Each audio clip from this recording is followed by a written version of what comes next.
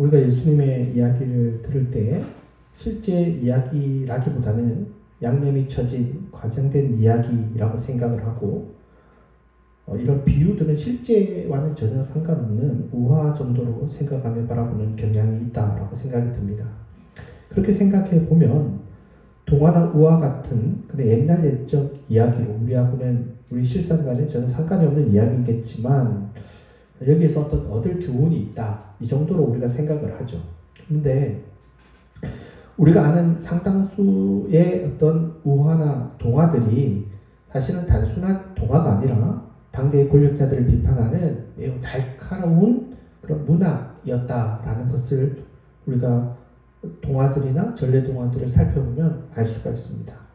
우리에게 너무나 익숙한 홍길동전 같은 경우는 당대 신분제를 비판하는 그러한 것으로 신분의 벽에 부딪혀서 출세하지 못하는 세상을 떠나서 결국은 율도국이라는 새로운 세상을 꿈꾸는 이상적 국가에 대한 영원을 바라는 그런 이야기고요.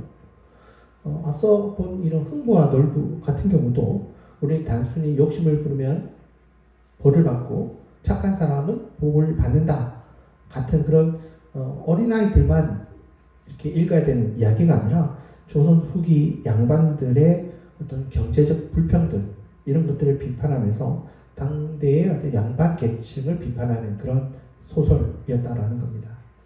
전우치 같은 소설은 우리가 영화로 오히려 더 잘 알려졌지만 이 전우치도 요술 부리는 그런 단순한 악동의 이야기가 아니라 부패한 그 시대의 탕간오리들을 비판하는 그런 문학이라는 거죠.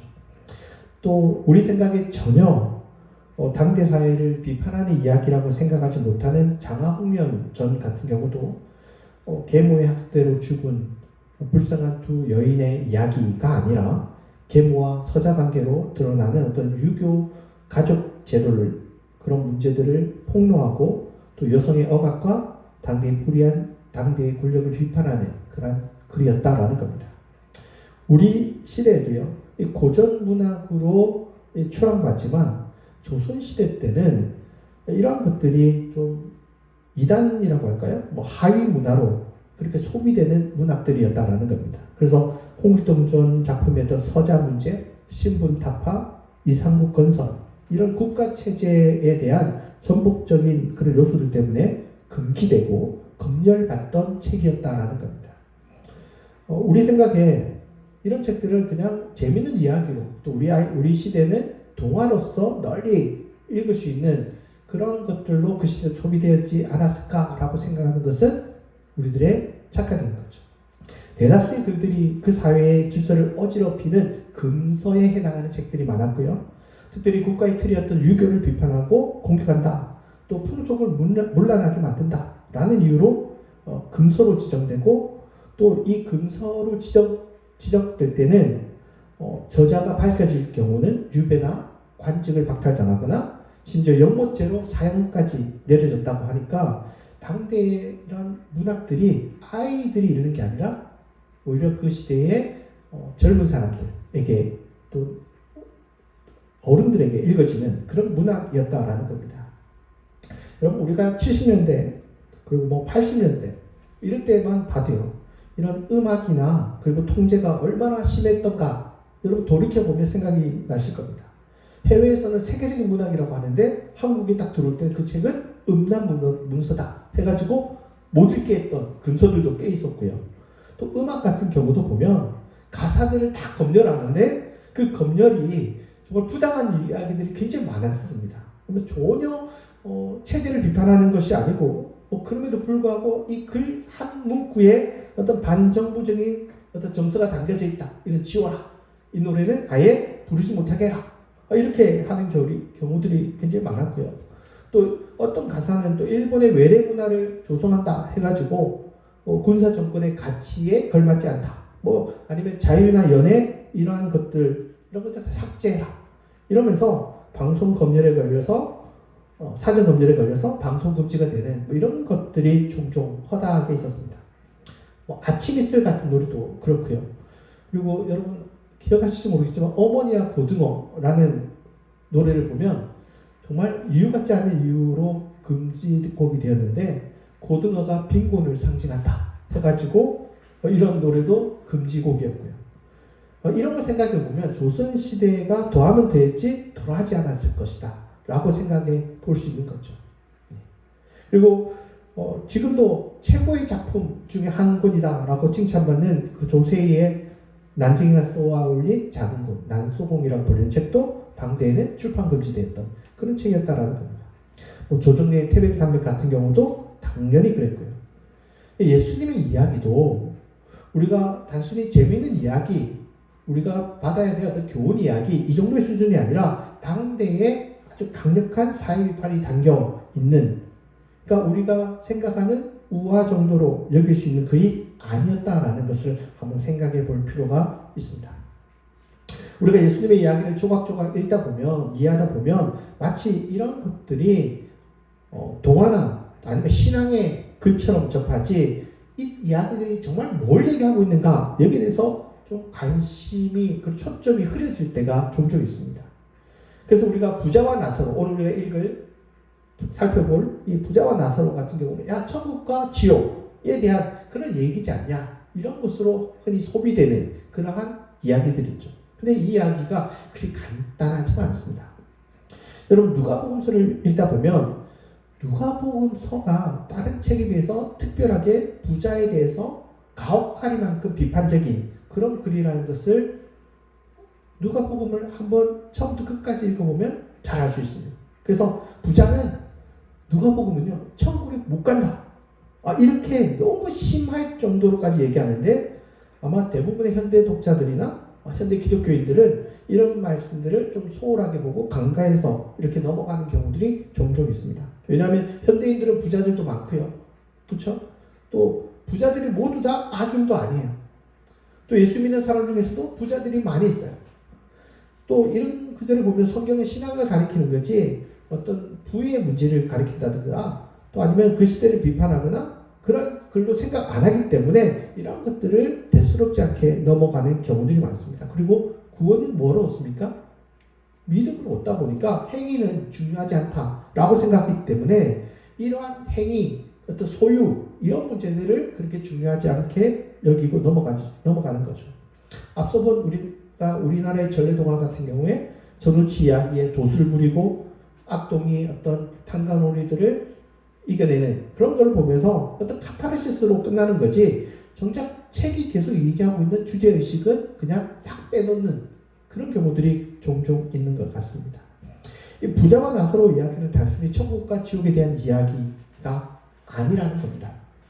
오히려 당대 사회에서는 굉장히 비판적이고 놀라운 반전의 이야기가 담겨져 있는 이야기인 거죠. 존 스칼스키라는 학자가 7개의 부자에 대한 그 책을 한 230페이지에 걸쳐서 다룬 그런 책이 있습니다. 저는 이 책이 누가복음을 이해할 때 굉장히 중요한 책이라고 생각합니다. 저자의 주장에 크게 동의한 건 아니지만 이 책이 굉장히 중요하다고 생각을 하는데요. 이 슈칼스키라는 학자가 누가복음 10장에서 18장까지를 살펴보니까 부자들의 이야기가 몇 개가 나오냐면 7개가 나오더라고요. 그러면서 7가지의 부자와 7가지의 죄인들, 부자와 죄인들에 대한 그러한 형태로 누가복음이 다뤄진다라는 얘기를 하고 있습니다. 7이라는 숫자가 되게 중요하잖아요, 성경에서. 근데 이 비유들을 보면서 이 비유가 한결같이 부자에 대한 어떤 비판들을 가지고 있다라는 걸 얘기하는 거죠.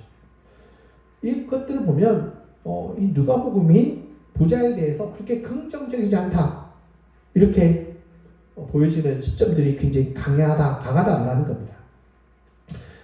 7개의 비유는 부자와 나사로에 대칭되는 인물과 그리고 어떤 부자와 죄인의 구조를 중심으로 그려주는데요. 이 죄인이 안 나오는 이야기도 있습니다. 그럼에도 불구하고 부자만 강조될 때도 사실은 그 상대편에는 죄인의 얘기들이 담겨져 있고요. 그래서 이 부자가 주인공이라는 점에서 이 7개의 비유를 좀 더 한번 전체적으로 그려볼 수 있는 좋은 어떤 시각들을 담겨져 있는데요. 7개의 비유가 뭐가 있냐 보면 첫 번째 비유가 선한 사마리아인의 비유입니다. 우리가 저번에 봤던 건데 만난 위험에 처한 사람들을 지나쳐가는 제사장과 레위, 이 사람들이 당대의 부자, 그러니까 부자라는 게 단순히 부자가 아니라 부자의 부류에 들어가는, 그러니까 제사장이나 레위인이나 이러한 부류들이 있는 거죠. 그래서 그런 사람들이 오히려 자기들의 어떤 어려움이 있을 때 도와줘야 되는데 모른 채 하고 지나가더라, 이런 것들을 이야기하고요. 두 번째 비유는 어리석은 부자 비유입니다. 당일 많은 추수를 거뒀고 이제 먹고 마시고 즐기자 하는 순간에 어떤 일이 벌어지죠? 결국 그걸 누리지 못하고 죽고 마는, 그래서 자신의 부만 축적하고 살았던 부자에 대한 비판을 보여줍니다. 세 번째는 큰 잔치 비유에서 큰 잔치가 벌어졌는데 당대의 사람들은요, 비슷한 사람들끼리 주고받는 상호 호혜적인 모습이 있어서 동네 사람들을 부르지 않아요. 원래 이런 사람들을 귀족들은 귀족만 부릅니다. 그런데 그 귀족들이 그걸 거부하고 오지 않더라는 거예요.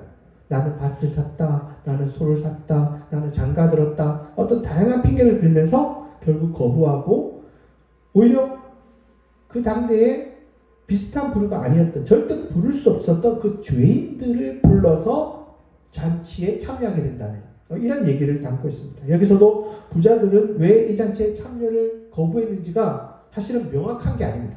다 무엇을 샀다 하지만 어쨌거나 이게 명료하게 왜 거절했는지를 잘 얘기하지 않습니다. 어쨌거나 이런 초대한 사람은 분명 예수님의 이야기, 하나님의 초대임에도 불구하고 부자들은 이 하나님의 초대에 불응하는 그런 부류로 얘기하고 있는 거죠. 네 번째 비유는 탕자의 비유인데요. 여기서도 주인도 부자 주인을 얘기하는 게 아닙니다. 여기서는 이 아버지는 하나님을 얘기하는 겁니다. 그래서 저자가 얘기하는 어떤 부자의 부류에 아버지가 포함된 게 아니고요. 이 탕자의 비유에서 부자는 어떤 부류냐면 첫째 아들입니다. 첫째 아들입니다. 그리고 둘째 아들은 탕진하고 사실은 돌아올 수 없는 그 죄인에 여겨지는 사람입니다. 그래서 거기에 반대하는 첫째 아들이 이 부자를 상징하는 사람이고 둘째는 죄인의 상징의 그림입니다. 그래서 첫째 아들은 아버지가 둘째 아들을 환영할 때 그 거부하고 반대하는 당대의 부자들의 모습을 그려주고 있는 거죠. 다섯 번째 부자는 불의한 청지기 비유인데 여기서는 사실 누가 부자인가 죄인인가 이게 약간 좀 불분명해 보이는 그런 그림이 있는데요. 사실은 여기서는 부자가 그려지지 않습니다. 오히려 불의한 청지기가 대상이 누구냐면 그 당대의 죄인을 가리키는 이야기입니다. 그럼 부자는 이 불의한 청지기에서 그 많은 재산을 갖고 있던 부자, 그 부자에 대한 이야기라고 보여집니다. 그래서 사실은 이 이야기는 부에 대한 어떤 직접적인 비판은 없지만 오히려 이 청지기에 주목하면서 죄인의 어떤 초점을 가지면서 또 상대적으로 부자에 대한 비판도 같이 갖고 있다라는 것을 알 수 있습니다. 그 다음에 오늘 여섯 번째가 오늘 우리가 조금 많이 다루지 못합니다. 부자와 나사로의 이야기에서 부자는 말할 것 없이 부자이고요. 그리고 부자는 병들고 가난하고 배고픈 나사로에 대해서 죄인입니다. 이런 사람들이 단지 죄인들인데 무관심했다라는 점에서 이 부자에 대한 비판을 벗어나기 힘듭니다. 그리고 일곱 번째 비유는 바리새인과 세리의 기도라고 해서 바리새인은 부자의 전형이고 세리는 죄인의 전형으로 그려집니다. 그래서 세리는 당대에 절대 회개하고 돌아올 수 없다고 생각되는 그 죄인임에도 불구하고 이 사람은 회개하고 있고, 그리고 부자는 당연히 하나님 편에 서 있어야 될 사람이라고 생각하고 있지만 사실은 전혀 회개하지 않고 있는 당대의 바리새인들이나 종교 지도자들의 어떤 전형을 그리고 있다라는 겁니다. 그래서 부자는 그 시대 사람들이 생각할 때는 당연히 하나님 편에 1순위로 들어간 사람이라고 생각했지만 실질적으로는 하나님께 돌아오지 않을 부류이고, 그리고 반대편에 있는 죄인들은 당대의 사람들은 절대 하나님께 돌아올 수 없어, 이런 사람들이 회개할 리가 없어 라고 생각하는 그 세리나 병자들임에도 불구하고 이 사람들이 오히려 하나님께 돌아오는 그런 얘기들을 담고 있다라는 겁니다. 그래서 이 7가지 이야기들이 부자에 대한 이야기, 죄인에 대한 이야기를 전체적으로 계속해서 반복하면서 이야기하고 있다라는 겁니다. 그래서 당대 사람들은 부자는 당연히 하나님의 나라의 1순위라 생각하고 있고 하나님께 들어가는 것이 그 너무 당연한 겁니다. 그런데 이 시대 사람들은 죄인들은 부정하고요. 그리고 계속 죄를 짓고요. 세리나 창녀들이나 그리고 그들이 생각했던 부정한 사람들은 계속 그러한 삶을 살고 있기 때문에 절대 하나님께로 돌아올 수 없는 사람이라고 생각하는 것에 대해서 예수님은 7개의 얘기를 통해서 당대의 그 시대 사람들의 생각을 뒤집는 그 이야기를 7번에 걸쳐서 하고 있다라는 겁니다. 이 존 스칼스키라는 학자가 7명의 부자 비유를 들면서 부자가 하나님께 돌아오지 않는 모습처럼 보이지만 아니다. 이 부자들 중에서도 하나님께 돌아온 사람이 있다. 그래서 회개의 가능성을 말하고 싶어서 이 글을 썼어요. 책을 썼습니다. 그래서 이 7개의 비유를 통해서 그래도 부자 중에 회개의 가능성이 있다라고 얘기를 하는데요. 제가 볼 때는 이분의 작업이 실패한 것 같습니다. 저자는 이 누가복음의 7명의 부자들을 통해서 이 부자의 전형이라고 보여주는 그 사람들이 부자들이 그 중에서 몇 명은 회개하는 모습이 있다라고 생각을 하는 거예요. 예를 들어서 선한 사마리아인의 비유에서 선한 사마리아인이 부자의 가능성이 있다는 거죠. 그래서 그런데 제가 볼 때는 틀린 것 같습니다. 여러분 아까 얘기했듯이요. 이 이야기들이 뭐하고가 대조되고 있죠? 부자와 죄인이 대조되고 있어요. 그때 제가 볼 때는 이 사마리아인은 회개하는 부자의 그 기능을 하고 있지 않습니다. 강도 만난 사람을 보살피기 위해서 이 데나리온을 맡기는 거 보면 이 데나리온은 여간비로도 충분하지가 않거든요. 치료비는 뭐커녕. 그리고 여간 주인도 강도 만난 사람들을 위해서 물질적인 희생을 감수하는 사람들인데 이런 사마리아인이나 강도들은 어디에 속하는 사람이에요? 당대의 부자 그룹이 아니라 어딜까요? 죄인으로 유명했던 사람. 사마리아인은 죄인이잖아. 그렇죠? 여관 주인도 죄인. 그러니까 죄인의 전형으로서 이 사람들은 어떻게 해요? 하나님께 돌아온 사람이고, 그렇죠? 제사장과 레위인은 부자에 속한 이 사람들은 전혀 하나님께 돌아올 가망성조차도 보이고 있지 않습니다. 그래서 저자는 사마리아인이 오히려 하나님께 돌아올 부자라고 생각해. 그건 실수, 잘못 본 것.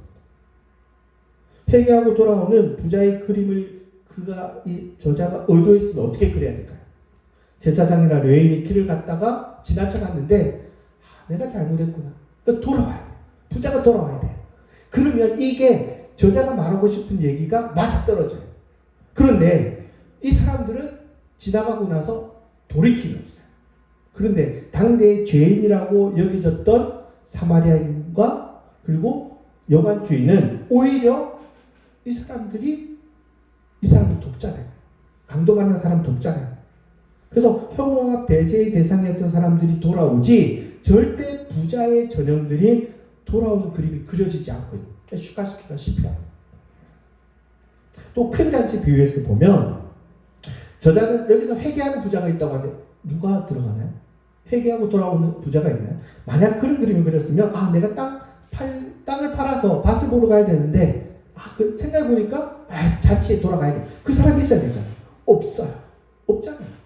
나 장가 들었는데 못 간다 했는데 아니다. 가야지. 돌아온 사람이 있었는데 돌아온 사람이 없잖아요. 누가 들어갑니까? 그 시대에 죄인이라고 여겨졌던 다리 저는 사람, 병든 사람들 다 죄인이라고 했잖아요. 그 부류들은 이 잔치에 참여해요. 하지만 부자라고 생각되는 그 부류들은 단 한 명도 돌아온 사람이 없어요. 그런 면에서 저자는 실패했고요. 또 흥미로운 얘기는 저자는 탕자의 비유에서 탕자가 회개한 부자의 가능성을 보여준다라고 하는 역시 잘못 짚었습니다. 탕자는 일단 돌아오는 시점에서는 알거지잖아요. 알거지. 그리고 아무리 탕자의 아버지가 부자였다고 하더라도 자기가 이제는 부자였을런지 모르겠지만 이 사람은요 당대의 죄인의 전형을 보여줍니다. 그러니까 기본적으로 살아있는 아버지에게 유산을 요청했다라는 것만으로도 이거는요, 당대의 대역죄입니다. 있을 수 없는 일입니다. 그러니까 살아있는 아버지의 유산을 달라고 하는 거는 이거는 아버지를 모욕하는 거예요. 거의 매국노와 같은 사람입니다. 그리고 아주 극단적으로 이 사람의 위치를 잘 보여주는 게 직업이 뭐죠? 돼지를 치는 거예요. 유대인들은 절대 돼지 치지 않아요. 그러니까 이 사람은 유대인으로서의 정체성도 버린 사람이에요. 죄인의 전형이에요. 죄인의 전형. 그리고 뭐 허랑방탕해서 재물을 탕진했다 이런 이 정도는 거의 양념 수준이고요. 그래서 당대의 죄인의 전형, 이 사람은 절대 돌아오면 안 돼요. 돌아올 수도 없어요. 진짜 돌아와도 나가라고 얘기해야 돼요. 그 얘기를 딱 보여주는 건 누구예요? 형이잖아요. 형은 그 잔치에 전혀 동의하지 않아요. 그래서 오히려 이 둘째 아들은 죄인의 전형으로 그려지고 있는 거고요. 첫째 아들은 전형적인 그 시대의 부자의 모습으로 보여주고 있는 거예요. 만약에 돌아오는 부자의 전형을 보여주려고 한다면 그 큰형이 어떻게 해야 될까요? 받아들여야 돼요. 그죠? 우리 동생, 그냥 우리 가족이니까 받아들이면 돌아오는 부자의 전형을 보여줄 수 있는데 그 그림을 전혀 안 그립니다. 그러니까 슈칼스키는 부자들 중에서도 회개하고 돌아온 부자가 있을 거라 생각하는데 그렇지 않은 거죠. 그래서 이 7가지를 다 살펴보면서 돌아올 수 있는 사람이 있을 것 같다라고 얘기하지만 저자는 실패한 거예요. 그런데 그런 생각이 또 들어요. 제가 아는 어느 목사님이 그런 얘기를 해요. 회개하고 돌아오는 부자의 전형이 삭개오라고, 삭개오. 슈칼스키는 사실은 이 부자의 전형의 7가지의 삭개오 이야기가 없었잖아요. 그죠? 사실은 그 다음 얘기입니다. 삭개오는요, 저자도 알고 있습니다. 뭐냐면, 회개하고 돌아오는 부자의 전형이 아니라, 삭개오는 뭐예요? 죄인의 가장 대표적인 전형이죠. 세리는요, 당대에 그냥 매국노의 1인자라고 생각하시면 됩니다. 예. 우리로 치면 일제강점기 때 순사, 경찰, 그리고 경찰총장, 이런 사람이 대한민국 조선인 그런 케이스죠. 세리장이라는 것은 매국노 중에 가장 악질 매국노, 죄인 중에 최고의 죄인, 절대 이 사람은 회개하고 돌아올 수 없는 사람을 상징하는 거지, 돈 좀 많다고 회개하고 돌아온 부자의 상징이 아닌 거예요. 이 사람이 직업이 아예 세리가 아니라 바리새인이라든지 율법학자는 이러면 괜찮아요. 그 사람 돌아오면 괜찮아요. 근데 오히려 회개의 전형으로 그리고 있는 거죠. 그렇죠? 그러니까 그 목사님이 얘기한 것처럼 회개하고 돌아오는 부자의 전형이 절대 아니라 오히려 뭐예요? 죄인의 전형으로 그려지고 있는. 그래서 누가복음에서는 회개하고 돌아오는 부자의 전형은 전혀 없어요. 전혀 없습니다. 그런데 발견할 수 있습니다. 어디서 발견할 수 있는지 아세요? 여러분, 누가복음의 저자가 뭐도 하나 더 쓴 줄 아시나요?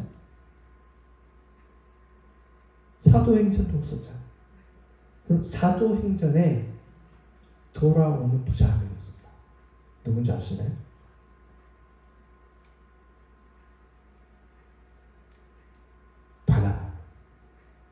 바나바는 그냥 단순히 우리 성경에 부자라고 나오는데요. 자신의 재산을 팔아 교회에 나누고 진정한 부의 어떤 재분배, 회개의 행동을 보여주기 때문에 누구도 이 사람이 죄인이라고 생각하지는 않지만, 사실은 누가가 그리고 있는 인물 중에 회개하고 돌아온 전형적인 인물이 사실은 바나바예요. 어쨌든 회개하는 부자는 누가복음에서는 그리지 않아요. 그런 면에서 누가가 그리고 있는 당대의 부자는 굉장히 부정적이고 우울한 사회상을 그려내고 있다라는 겁니다. 그렇다면 이 부자와 나사로, 오늘 우리가 좀 살펴볼 이 부자와 나사로는 뭘 얘기하냐? 이 슈칼스키라는 학자는 7개의 부자 이야기를 통해서 부자에게 회개하고 돌아올 것을 요구하고 있고, 실제 그런 가능성이 약간 비친다라고 얘기했지만, 저는 이 저자의 시도가 실패했다라고 보여집니다. 그러나 부자에게 회개하고 돌아올 것을 요구하는 것은 틀리지 않은 누가의 의도이기도 하고요. 또 예수님의 의도이기도 하겠죠. 그 의도 자체는 틀리지 않습니다. 그래서 우리가 앞서 말한 것처럼 부자라고 해서 지옥 가고 가난하다고 해서 천국에 간 오늘 부자와 나사로의 이야기를 보면 뭔가 좀 불편함을 아마 느끼셨을 겁니다. 우리가 앞서 이 슈가스키가 얘기한 7개의 부자 이야기를 보면서 사실은 이 큰 그림을 보면 그 저자가 얘기하고 있는 그림이 살짝 보여집니다. 여러분 예전에 매직 아이라고 있었습니다. 매직 아이. 여러분 보실 줄 알아요? 매직 아이라는 건요, 초점을 우리가 일반적인 시각으로 이렇게 딱 맞춰서 보면 보이지 않는데요. 초점을 달리해서 보면 그게 보여지는 거예요. 앞쪽에서 잡든지 그 그림의 뒤에서 초점을 잡으면 이 그림이 싹 떠요. 저 어제 하루 종일 했는데 안 보이는, 어떨 때 보이는지 잘 안 보이긴 하는데. 여러분, 이 부자와 나사로의 이야기에서 여러분, 초점을 달리 보면 보입니다. 우리가 가진 어떤 교리적인 관점이나 현대적 관점에서 이 본문을 살펴보면 이 그림이 말하고 있는 그림이 잘 안 보입니다. 그래서 누가가 얘기하고 있는 초점과 내 초점이 달라요. 그래서 우리는 이 이야기가 안 보이는 겁니다. 그러나 저자가 얘기하는 초점으로 초점을 맞추면 그때서 보이는 거예요. 여러분, 부자의 문제를 좀 몇 가지 살펴보도록 하겠습니다. 이건 당대의 문화 스크립트의 관점이 좀 필요한데요. 제가 그리스 로마 사회를 이야기할 때 아주 명백한 그 문화적인 스크립트들이 있습니다. 그 중에 하나가 명예와 수치의 관점입니다. 그리고 후원자와 수혜자의 관점, 그리고 한정된 재화의 인식, 이런 세 가지의 그림이 필요한데요. 첫 번째는 한정된 재화의 인식이라는 것은 현대 사회는 어떤 그 재화가 한정되어 있지 않습니까? 계속 개척해서 만들어갈 수 있습니다. 새로운 분야의 것들을 막 창출해낼 수 있습니다. 근데 고대 사회는 그러한 한계가 딱 정해져 있었습니다. 그래서 제한된 재화로 인해서 문제는 그 돈을 어떻게 분배하고 나누냐의 문제지 새로운 부를 창출할 수 있는 그 능력이 부족한 시대였습니다. 그래서 부자는 어떤 새로운 것을 창출해서 새로운 어떤 부를 창출해낸 사람들이 아니라 고대 사회는 제한된 부자, 그건 뭘까요? 기본적으로 토지입니다. 고대 사회는 토지를 가진 사람이 부자예요. 그런데 내 것만 갖고 있어서 부자가 되는 게 아니라 남의 땅을 내가 착취하는 거예요. 그래서 내가 부를 축적해 가는 거예요. 그렇게 부를 축적하셨다 할지라도 생존이 불가능한 사람이 있으면 최소한 생존할 수 있도록은 도와줘야 될 텐데, 이 부자는 어떻게 했습니까? 매일 자기 집 앞에서 보는 그 거지, 그 나사로를 안며 몰수하고 있는 거죠. 이런 면에서 이 부자는 당대의 명예의 시선에서도 아주 수치스러운 행동을 한 겁니다. 두 번째, 이 후원자와 수혜자의 관점에서 이 부자들은 자기가 원치 않던 원하든 원치 않든 자신의 어떤 명예를 위해서 약간의 시혜를 해야 됩니다. 약간 그래야 명예가 올라가기 때문에. 그래서 부자는 자기 집 앞에서 죽어가는 그 거지에게 당연히 뭘 해야 돼요? 시혜를 베풀어야 돼요. 은혜를 베풀어야 돼요. 그런데 당연히 해야 될 의무에 해당하는 것임에도 불구하고 무시하고 오로지 자기 재산을 자기만 먹는 거예요. 거기에 일증하면서 기본적으로 해야 될 시혜조차도 하지 않으므로 실은 명예를 자기가 소장한 것 같지만 부를 가지고 있기 때문에 실은 명예를 잃은 그런 인물로 그려지고 있습니다. 우리 생각에 부자가 뭐 시혜를 베풀어야 되냐? 이렇게 우리가 질문할 수 있겠죠. 오블리제라고 뭐 해야 되냐? 아니, 고대 사회 부자는 그걸 해야 부자가 되는 거예요. 명예가, 부자라기보다는 명예를 얻는 거예요. 명예를 얻으면 부자가 되는 겁니다. 그럼 이 부자가 상징하는 표현은요, 자색 옷과 고운 배옷인데요. 자색 옷은 당대 최고 귀족이 입는 페니키아산 옷입니다. 우리로 치면 1,000만원, 몇천만원 한 옷입니다. 실제적으로 고대 사회의 옷 가격이 그렇게 비쌉니다. 부자의 옷. 그리고 배옷은 이집트산 고급 린넨인데요. 이거는 거의 왕족에 가까운 옷입니다. 그러니까 지금 부자는 그냥 부자가 아니라 최고 특권 계층입니다. 상위 3% 안에 들어가는 최고 특권층의 하나인데도 불구하고 뭘 안 해요? 나사로에게 1만의 돈 정도 베풀지 않는, 쉽게 얘기하면 삼성그룹 회장 집 앞에 부자가 있는데 그 부자가 죽는데도 관심을 안 가져. 그러고 인해서 이 사람은 오히려 수치를 입는 거예요. 당연히 해야 될 그것조차 안 하는 거예요. 더구나 이 거지가 갑작스럽게 죽는 것이 아니라 그 전에 피부병으로 덮여 있다라는 것은 지속적인 어떤 결핍과 곰핍을 겪고 있었다라는 것을 알 수 있습니다. 그래서 그런 사람이 죽으면 야, 떠돌던 거지가 죽었다 이 얘기가 아니라 사람들이 뭐라고 얘기할까요? 아, 저 집에, 그 부잣집에 매일 앞에 있던 그 부자가 죽었네? 아, 지나가다가 한두 푼만 줘도 살 수 있는데 저 부자가 죽인 거나 다름없잖아 라는 비난과 수치의 대상이 되는 거예요. 그러니까 실제 당대에 명예와 존경을 받았다고 할지라도 이러한 사건을 통해서 당대의 사람들은 비난을 할 것이고 그럼 명예가 떨어지는 거고 그리고 수많은 사람들의 구설수에 오르면서 수치를 당하는 존재가 되는 겁니다. 그래서 이 본문을 보면 우리 그런 얘기를 해요. 야, 부자는 무조건 지옥 가는 거야? 아니면 그리고 더 이상한 건요. 거지 나사로가 천국에 가는 거야. 우리가 생각할 때 부자는 그래도 뭐 좀 나쁘게 도와주지 않았으니까 뭐 지옥 같다 할 수 있지만 야, 나사로가 천국 가는 거는 이해 안 된다 라고 얘기할 수 있습니다. 그러나 지금 7개의 부자와 죄인의 그 구도를 그 그림을 생각해 보면 자연스럽게 알 수 있습니다. 부자 나사로는 단순히 가난해서 천국에 간 것이 아니라 누가복음이 일관되게 이야기하고 있는 죄인이지만 여러분 아까 얘기했죠. 그 병자는 죄인입니다. 죄인은 절대 하나님께로 돌아올 수 없었던 그 시대의 사람들을 가리키는 표현이에요. 그런데 예수님의 비유에서 이 죄인들은 어떻게 해요? 항상 회개하고 돌아오는 그 그림을 보여주잖아요. 그러니까 가난과 병은 죄인의 상징인데 예수님의 비유에서 예수님의 삶 속에서 이런 죄인들은 하나같이 회개하고 돌아오는 사람의 그림으로 그렸습니다. 특히 이 비유에서는 회개하고 돌아오는 장면이 있어요? 없어요? 없어요. 하지만 이거는 생략된 겁니다. 왜냐하면 이 구도가 그렇게 그려지고 있는데 7개의 구도를 전부 다.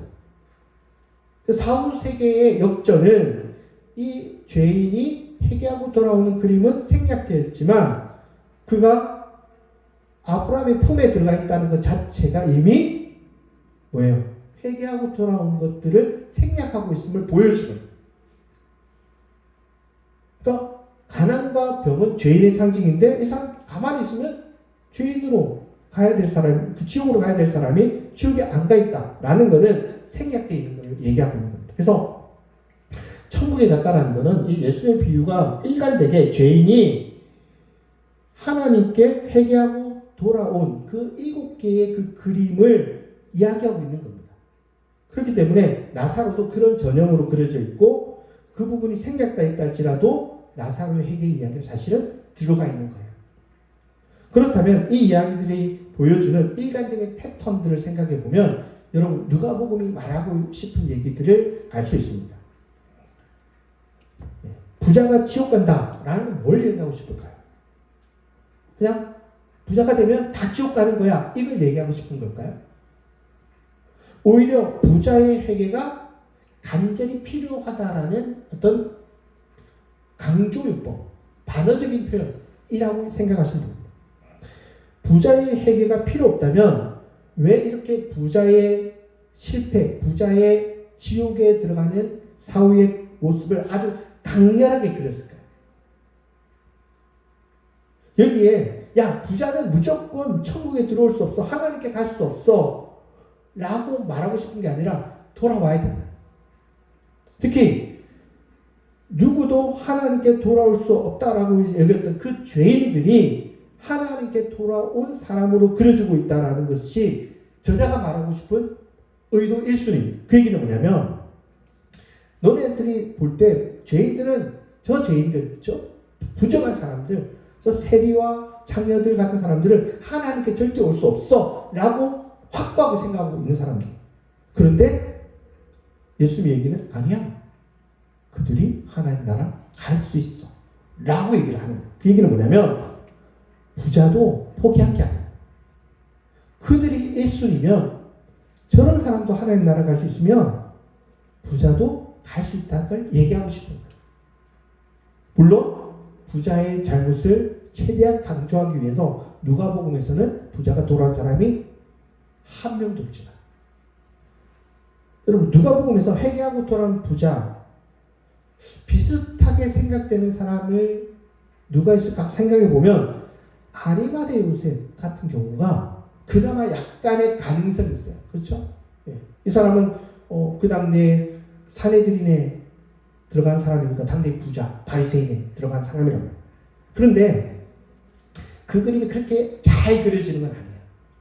정확하게 알 수 있는 돌아온 부자를 발견할 수 있는 얘기는 우리가 앞서 봤던 그 부자 바나바가 이 당대의 모습을 잘 보여주고 있는 거예요. 바나바의 이야기는 아주 중요하기 때문에 다음에 제가 좀 더 한 번 더 살펴보려고 하는데요.